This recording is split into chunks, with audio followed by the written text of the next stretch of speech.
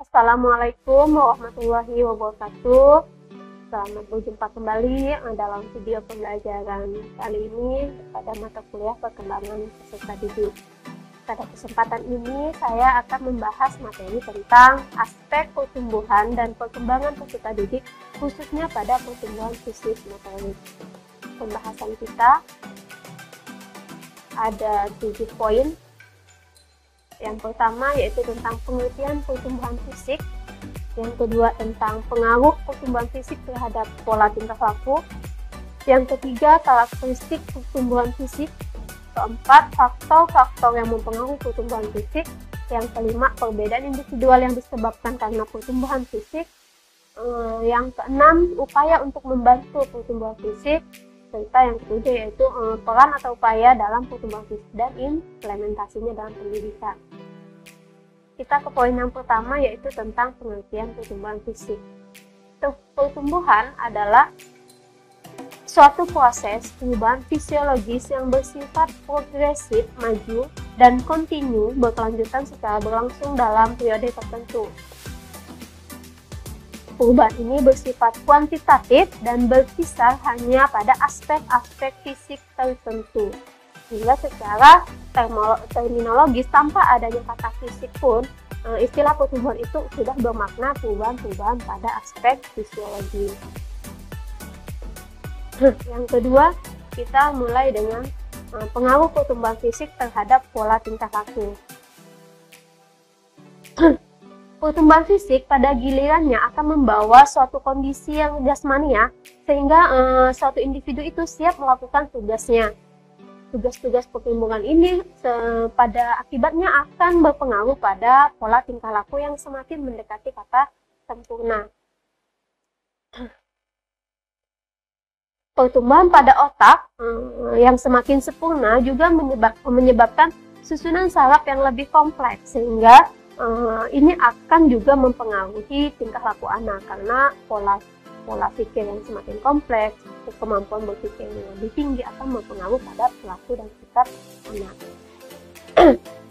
Salah satu dari beberapa pertumbuhan fisik pada remaja yang paling berpengaruh dalam jangka panjang itu adalah terhadap pola sikap, perilaku sosial, minat, serta kepribadian. Karakteristik pertumbuhan fisik. Kita akan membahas pada beberapa periode. Periode yang pertama yaitu periode pranatal. Pada masa ini, periode masa pertumbuhan yang luar dari satu sel tunggal hingga menjadi organisme yang sempurna. Seperti kita tahu, pranatal kan dalam masa kandungan ya. Jadi sini ada pertumbuhan fisik di mana yang pertama selnya tunggal menjadi satu kesatuan organisme yang utuh atau sempurna. Pada masa pranatal merupakan fase yang paling baik itu pertumbuhan fisik maupun psikologisnya. Oke, selanjutnya gerak-gerik pertumbuhan janin dirasakan ibunya pada usia 2-3 bulan. Jadi pada usia ini udah ada pergerakan bayi, yang artinya berarti bayi secara organisme udah mulai terbentuk sehingga ada pergerakan. Kemudian pada akhir bulan kedua sudah mulai berbentuk manusia sehingga terjadi pertumbuhan janin yang berdetak pada akhir sampai pada akhir. Kemudian pada akhir minggu sudah memiliki perlengkapan jasad yang komplit ya. Karakteristik pertumbuhan yang kedua yaitu pada periode bayi. Seperti kita tahu, bayi itu dimulai dari dia lahir sampai usia 2 tahun. Pada masa ini merupakan perkembangan yang menentang itu biasanya sampai 18 atau 24 bulan atau 2 tahun. Ini adalah masa ketergantungan, ketidakberdayaan karena cenderung pada masa bayi ini tergantung pada orang tuanya karena pada masa bayi belum bisa apa-apa. Kita tahu seperti itu. Di sini ada beberapa karakteristik pertumbuhan fisik pada periode bayi. Yang pertama, tinggi dan berat badan. Berdasarkan berat badannya, bayi itu akan bertambah ini ukuran normal ya. Normalnya akan bertambah 5-6 ounce per minggu. Kemudian pada usia 4 bulan berat bayi akan bertambah 2 kali lipat. Sehingga biasanya itu dalam buku pink itu akan ada periode yang seharusnya berat bayi tertentu pada bulan-bulan tertentu. Kemudian pada usia akhir bayi, yaitu pada 2 tahunan, ini berat bayinya itu mencapai sekitar 13-16 kilo. Kemudian dengan tinggi 32,35 inci. Ini adalah ukuran normalnya. Kemudian selain mengalami pertumbuhan tinggi dan berat badan, bayi juga mengalami perkembangan refleks.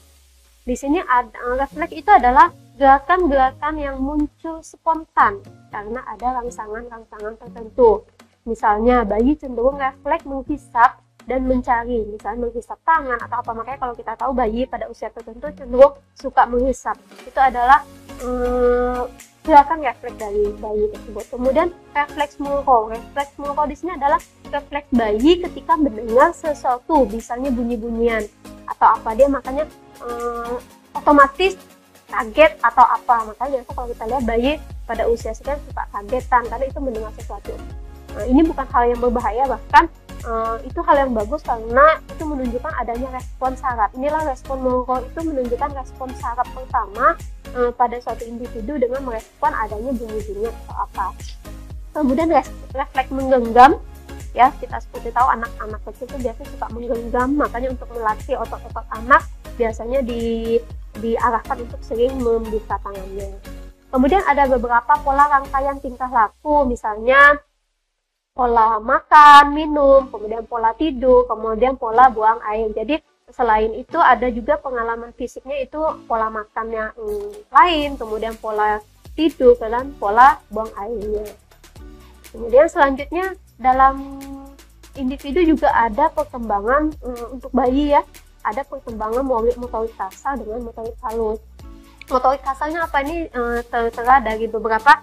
Jadi yang poin-poin yang saya sebutkan ini berlaku selama usia mulai dari 1 bulan sampai dengan 24 bulan. Di antaranya bayi di awal-awal bulan mungkin belajar mengangkat dagu, mengangkat dada, kemudian duduk tanpa bantuan. Ini duduk tanpa bantuan itu sekitar 4 bulan. Kemudian dilatih untuk berdiri dengan bantuan dulu, ya, berdiri dengan bantuan. Untuk fungsinya menopang otot kaki, seperti yang kita tahu bahwa pertumbuhan itu menuju perkembangan harus ada kematangan. Misalnya untuk bisa berjalan harus dilatih kematangan ototnya, misalnya dengan cara tadi itu berdiri dibantu, duduk dibantu, kemudian merangkak, belajar berjalan. Kemudian pada tahapan yang selanjutnya sampai yang paling kompleks itu pada usia akhir, yaitu pada usia 2 tahunan, seharusnya anak udah bisa lari ataupun berjalan mundur, ya. Jadi itu tahapan motorik kasarnya yang harus dimiliki pada usia bayi. Kemudian motorik halus juga ada, misalnya bayi dilahirkan dengan seperangkat komponen yang menjadi gerakan-gerakan lengan, tangan, dan jari yang terkoordinir. Nah, ini disebut motorik halus, misalnya dia belajar menggenggam, menangkap sesuatu, kemudian gerakan-gerakan sederhana, kemudian menggerakkan pergelangan tangan, itu harus dilatih gitu, karena pada seharusnya anak usia bayi sudah memiliki keterampilan motorik halus seperti itu. Kemudian juga melakukan koordinasi antara ibu jari dan telunjuk. Makanya biasa kalau anak bayi itu kan belajar yang nyanyi kap pidang gitu, ya. Jadi itu untuk melatih otot-otot tangan, ya, seperti itu. Selanjutnya masih pada periode bayi, karena periode yang lumayan kompleks untuk pertumbuhan fisik, ada namanya perkembangan sensori. Jadi bayi yang baru lahir itu dilengkapi dengan alat indera, itu pasti, ya, yang berfungsi untuk mengumpulkan informasi. Dan setiap alat indera itu hanya punya satu fungsi atau unsur deteksi untuk merespon suatu rangsangan tertentu. Misalnya ada pengecapan, ya, oleh lidah, kemudian penciuman oleh hidung, kemudian pendengaran oleh telinga, penglihatan oleh mata, dan perasa. Jadi perkembangan sensorinya pada bayi ini berkembang. Jadi biasanya dilihat, makanya pada usia bayi udah mencapai 40 hari, ya, atau 2 bulanan kan dilatih matanya untuk apakah udah bisa merespon, dilatih dipanggil pendengarannya apakah bisa merespon, sehingga kita tahu bahwa bayi kita mengalami perkembangan yang normal. Selanjutnya juga ada mengalami perkembangan otak. Jadi pada saat dalam kandungan sebenarnya bayi itu udah membentuk 1, miliar sel-sel saraf, ya, ini menurut ahli, namun belum matang. Karena belum matang tadi itu belum mendapat rangsangan tertentu. Jadi nanti setelah lahir dia akan mencapai kematangan karena mengalami pertumbuhan dengan cepat dan dramatis, sehingga mengalami kematangan seiring dengan pertumbuhan fisiknya. Ke yang kedua kita masuk ke yang ketiga ya. Tadi prenatal, bayi, kemudian sekarang awal anak. Periode awal anak ini berlaku pada usia 2 sampai 6 tahun. Kemudian dikatakan oleh sebuah ahli bahwa sebenarnya pada usia ini pertumbuhannya tidak secepat saat bayi, jadi tidak berat badannya tidak harus naik sekian. Makanya biasanya untuk kontrol bayi itu hanya berlaku sampai bayinya 1 tahun ataupun 2 tahun. Sedangkan di usia di atas 2 tahun udah tidak ada kontrolan untuk melihat berapa seharusnya berapa gitu ya, sudah mulai diberikan kelonggaran gitu ya. Kemudian pertumbuhan yang lambat ini berlangsung kiranya sampai dia mencapai pubertas ya. Nanti pubertas itu lanjut lagi pertumbuhannya bertambah cepat lagi ya. Kemudian itu pada periode awal ini, periode awal anak ini keterampilan motoriknya juga motorik baik itu halus maupun kasar berkembang secara pesat.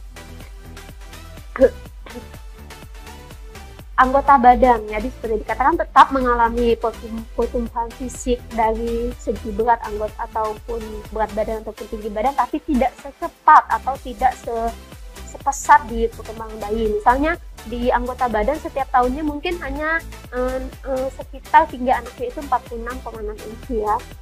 Kemudian ada yang perkembangan lagi, otot-ototnya menjadi lebih kuat karena kan udah bisa berjalan, udah bisa bermain. Kemudian berat badannya rata-rata 3 sampai 5 pon. Ini kemudian muka bayi udah tidak nampak, jadi dia ada perbedaan yang signifikan. Jadi usia 2 tahun ke atas itu bulu-bulu halus sudah menghilang atau apa ya, jadi udah mulai tegas mukanya. Kemudian gigi bayi juga udah hilang, digantikan dengan beberapa gigi tetap. Ini terutama untuk fase akhir ya, udah 6 tahunan seharusnya gigi bayi udah tidak ada lagi. Kemudian perbedaan pada postur tubuh juga mulai nampak. Misalnya ada anak, kalau misalnya anak kecenderungan punya postur tubuh yang besar akan nampak pada periode ini. Jadi misalnya gemuk, atau misalnya ada anak yang misalnya memang kurus, udah mulai tampak pada periode ini. Kemudian pada perkembangan otak disebutkan bahwa oleh ahli bahwa pada usia sekitar 5 tahunan ya, berarti usia memasuki sekolah TK ya, itu ukuran otaknya sebenarnya udah mencapai 90% otak dewasa. Jadi di sini juga ada pertambahannya itu karena ada proses myelination. Myelination itu adalah suatu proses di mana saraf itu ditutup atau disekat oleh jaringan lemak tertentu sehingga ini membantu anak untuk mencapai kematangan. Periode anak kita bisa di sini saya tampilkan perkembangan motorik kasar, motorik halus anak, misalnya pada usia 2 sampai 3-5 tahun misalnya berjalan dengan baik, lurus ke depan, itu motorik kasarnya. Sedangkan motorik halusnya dia seharusnya udah bisa membuat pola-pola lingkaran, kemudian tulis cakar ayam ya, tulis sembarangan seperti itu, kemudian udah bisa mandiri, makan sendiri, kemudian bisa menyusun kotak-kotak secara asal gitu ya.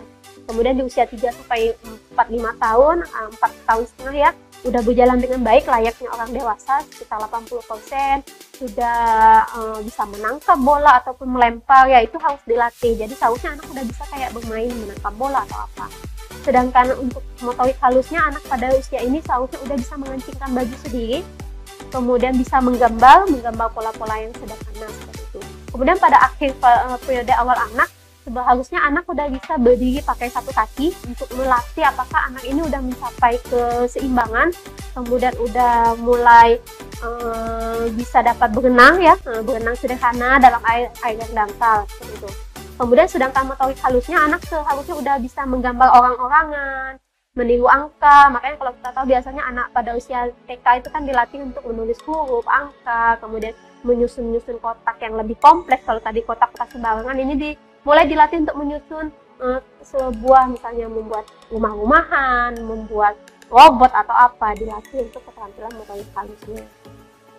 Oke, selanjutnya kita akan masuk pada periode akhir anak ya, periode tengah dan akhir anak.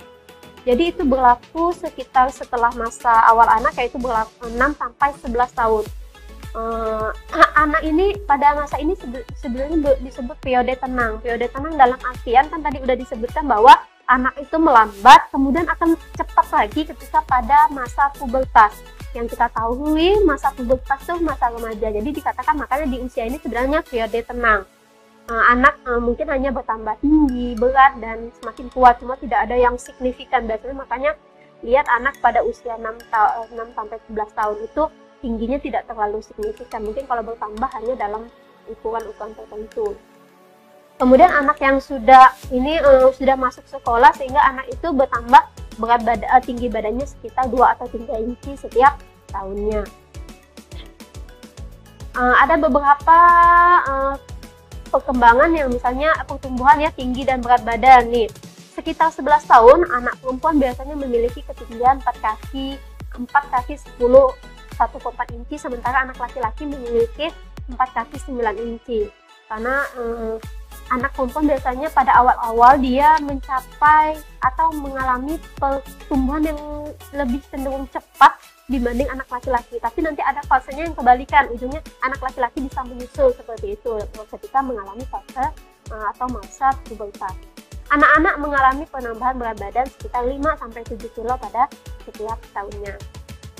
Kemudian ada perkembangan motoriknya.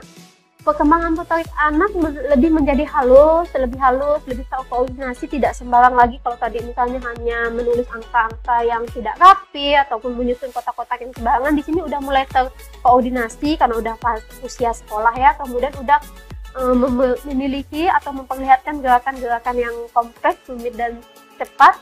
Seharusnya juga dalam motoriknya itu bisa terlibat dalam permainan-permainan misalnya sepak bola atau apa, karena untuk melatih otak anak. Kemudian motorik halusnya juga lebih kompleks, misalnya udah mulai menjahit, membuat kerajinan tangan. Seperti kita tahu kan biasanya kalau anak SD itu dilatih untuk membuat kerajinan tangan, misalnya menyusun biji-bijian sehingga menjadi suatu bentuk bunga atau hewan. Kemudian belajar membuat bunga dari origami, karena emang harus dilatih motorik halusnya lebih kompleks lagi, lebih terkoordinasi lagi. Yang fase selanjutnya yaitu periode remaja ya. Periode remaja itu berlaku dari 12 tahun sampai 20 tahun ya. Tanda-tanda remaja ini dalam konteks pubertas. Jadi ditekankan bahwa perubahan fisiknya bersekitaran atau dipengaruhi oleh aspek pubertas. Jadi secara garis besar ada 2 hal. Ada perubahan fisik yang memang dikaitkan dengan pertumbuhan fisik, ada juga perkembangan karakteristik yang karena dipengaruhi oleh pubertas tadi. Tinggi badan, misalnya kalau perubahan fisiknya tetap mengalami misalnya tinggi badan anak perempuan misalnya sekitar 4 inci, sedangkan anak laki-laki bertambah lebih dari 4 inci seperti saya katakan tadi, bahwa pada usia akhir dan tengah anak mungkin pertumbuhan tinggi dan berat badan perempuan lebih cepat ya, misalnya tadi lebih cepat. Cuma di fase pubertas ini kebalikannya, malah laki-laki yang lebih cepat gitu pertumbuhannya. Misalnya kecepatan berat badannya misalnya sekitar 13 kilo untuk laki-laki dan 10 kilo untuk perempuan. Ciri-ciri seperti dikatakan tadi kan ada 2 perubahan, yang mana yang satu dipengaruhi oleh emang pertumbuhan fisiknya, yang kedua dipengaruhi oleh pubertas. Jadi karena adanya pubertas maka ada perubahan pada gejala-gejala seksual dari laki-laki dan perempuan. Misalnya ada ciri-ciri seks primer. Misalnya laki-laki ditunjukkan dengan perubahan pada organ intim, bisa dipahami sendiri nanti dibaca, dicari artikelnya. Yang perempuan, ciri-ciri seks primer ini ditunjukkan dengan munculnya periode menstruasi ya. Kemudian sehingga munculnya periode menstruasi itu juga memunculkan pertumbuhan yang sifatnya kewanitaan pada tubuh seseorang ya. Kemudian pada kedua ada seks primer, ada seks sekunder.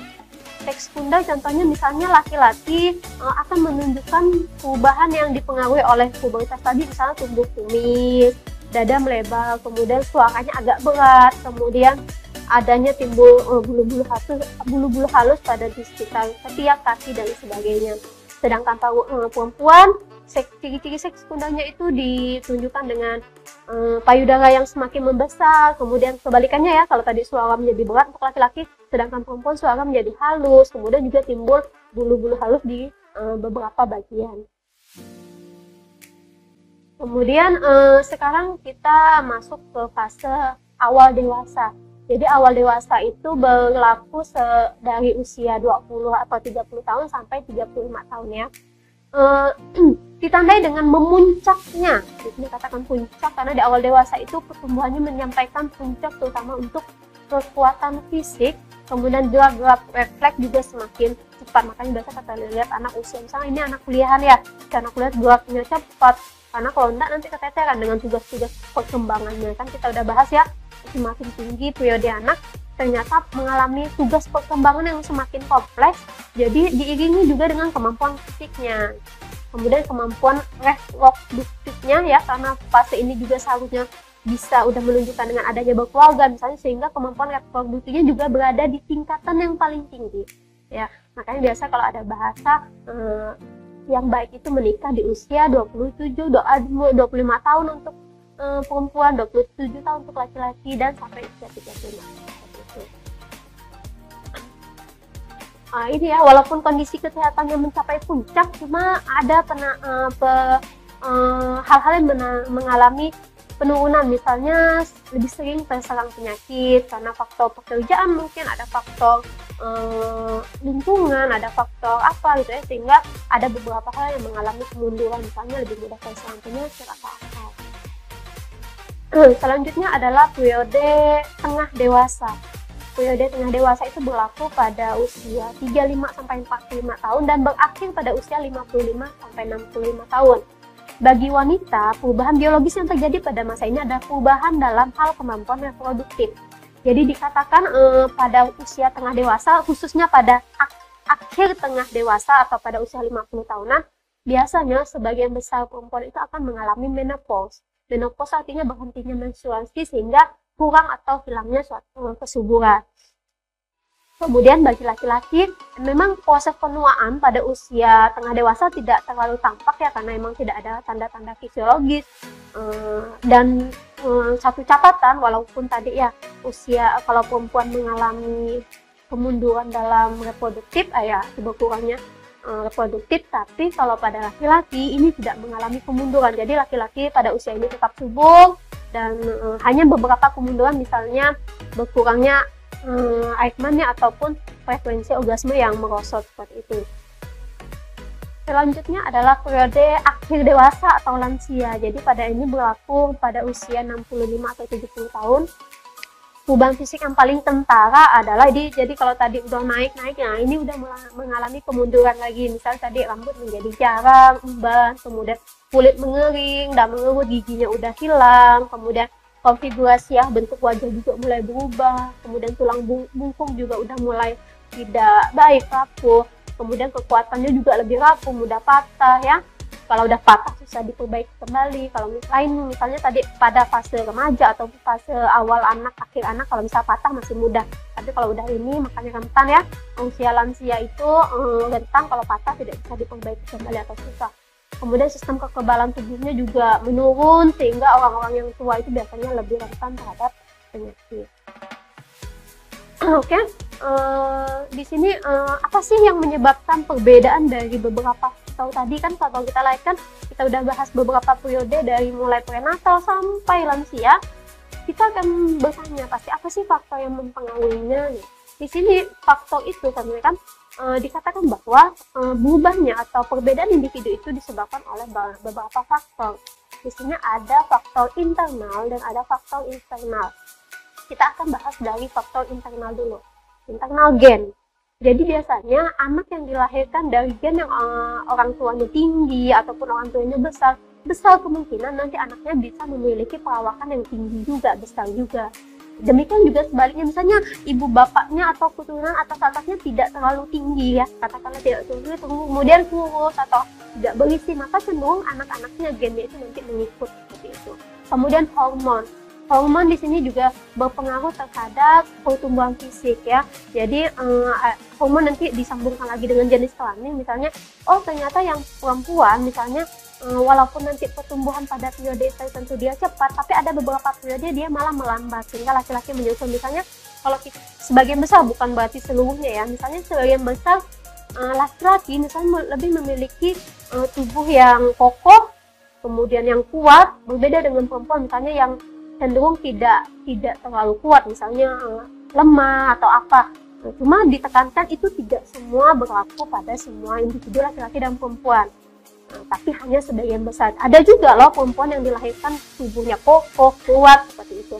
Kemudian dari ras, seperti kita tahu misalnya ada ras-ras tertentu yang secara genetik memang menghasilkan tumbuhan fisik yang bisa dibedakan. Misalnya pada ras-ras tertentu pertumbuhan fisiknya pendek, besar, seperti itu juga dipengaruhi oleh ras. Misalnya ada ras mongoloid atau caucasoid, itu berpengaruh. Misalnya kalau kita lihat Asia cenderung tubuhnya seperti ini. Oh, misalnya kalau orang barat kok tinggi-tinggi, oh itu ternyata dipengaruhi oleh ras. Kemudian umur juga. Umur semakin dewasa orang atau makin bertambah usia seorang, maka akan menyebabkan pertumbuhan fisik yang semakin kompleks. Sekarang kita beralih ke faktor eksternal. Ternyata pertumbuhan fisik tidak hanya dipengaruhi oleh internal saja, walaupun emang sebagian besar ya kemungkinan kalau khusus untuk fisik itu memang internal misalnya. Cuma tidak menutup kemungkinan ada faktor eksternal juga, misalnya gizi atau makanan. Ternyata makanan yang sehat, gizi yang baik itu akan berpengaruh terhadap pertumbuhan fisik seseorang. Ya, pertumbuhan fisik akan berpengaruh pada kekuatan motorik, baik itu halus maupun kasar. Kemudian lingkungan yang bersih atau sanitasi lingkungan. Mengapa sanitasi lingkungan juga berpengaruh? Karena misalnya lingkungan yang sehat, lingkungan yang bagus, lingkungan yang mendukung anak sehingga anak tidak mudah terserang penyakit, itu juga berpengaruh terhadap pertumbuhan fisik. Nah, lebih lanjutnya bahas kesehatan. Tadi itu kan ada keterkaitan antara sanitasi lingkungan dengan kesehatan. Anak yang jarang sakit ataupun tidak sering sakit-sakitan akan berbeda pertumbuhan fisik dengan anak yang misalnya dari kecil sering sakit-sakitan, sering mengalami badan drop. Itu akan berbeda dalam mengalami pertumbuhan fisik, itu secara teoretik ya. Kemudian pekerjaan. Orang dengan pekerjaan yang kompleks ternyata bisa juga loh mempengaruhi pertumbuhan fisik. Misalnya gini, orang yang dari kecil, misalnya dari remaja udah mengalami kerja yang keras, misalnya jadi buruh bangunan atau apa, itu nanti akan berpengaruh dalam pertumbuhan fisiknya. Misalnya anak yang misalnya dari umur remaja udah belajar kuli bangunan, otomatis otot-ototnya kuat gitu, otot-ototnya kuat, terlatih gitu. Agak berbeda mungkin dengan anak yang tidak sama sekali bekerja, itu juga akan berpengaruh. Makanya dari itu akan ada perbedaan individual dalam pertumbuhan fisik. Ditekankan bahwa internal dan eksternal pasti mempengaruhi pertumbuhan fisik sehingga menyebabkan pertumbuhan fisik itu bervariasi. Kemudian sebagai contoh, anak yang sehat seperti saya bilang tadi ya, makanan yang cukup, mengandung gizi akan menunjukkan pertumbuhan fisik yang cepat. Sehingga dibandingkan dengan anak yang sering sakit-sakitan. Kemudian jenis kelamin, cenderungnya remaja putri itu lebih cepat pertumbuhan fisiknya dibandingkan dengan remaja putra. Namun, ya sudah kita jelaskan, pada periode tertentu anak laki-laki akan menyusul, pada periode pubertas ternyata pertumbuhan laki-laki lebih cepat menyusul sehingga bisa seimbang, atau bahkan boleh lebih pesat sehingga ada kecenderungan biasanya fisik anak laki-laki itu lebih kuat, kokoh. Tapi sekali lagi tidak berlaku semuanya. Tetap ada misal perempuan yang dilahirkan kokoh, kuat seperti itu ya. Kemudian ini ada peran upayanya. Jadi guru itu penting sekali dalam bahwa dalam perkembangan fisik. Misalnya berkata begini, guru harus menjelaskan bahwa perkembangan dan kematangan fisik seseorang itu berbeda, sehingga nanti aspek atau keterampilan di sekolah juga berbeda. Guru harus memahami itu, jadi harus bukannya memaksakan, bukan dengan cara yang kasar atau apa. Sebaiknya guru itu harus melatih sehingga anak dengan perkembangan fisik yang berbeda bisa memiliki kemampuan yang sama atau tidak jauh ketinggalan. Seperti itu tugas guru harus melatihnya. Kemudian upayanya yang pertama misalnya dengan apa? Menjaga kesehatan badan. Jadi orang yang sehat nanti cenderung pertumbuhan fisiknya juga akan bagus gitu. Kemudian memberi makanan yang baik, itu upaya untuk agar pertumbuhan fisiknya bagus. Kemudian implikasinya dan pendidikan apa? Misalnya ya sarana dan prasarana. Sekolah harus menyediakan sarana yang mendukung anak agar memperoleh pembelajaran yang baik gitu. Jangan sampai lingkungannya kumuh sehingga anak menjadi tidak sehat, sehingga ini akan berpengaruh pada pertumbuhan fisiknya juga. Waktu istirahat, makanya di sekolah itu wajib adanya waktu-waktu istirahat. Kemudian pada usia sekolah juga ya, pada baru itu jenjang SD, SMP, SMA, bahkan TK pun harus adanya jam-jam olahraga, karena ini untuk melatih pertumbuhan fisik. Jadi itu implementasi dalam hidup. Sekian, mudah-mudahan materi ini bermanfaat ya. Selamat berjumpa untuk video selanjutnya. Saya akhiri. Assalamualaikum warahmatullahi wabarakatuh.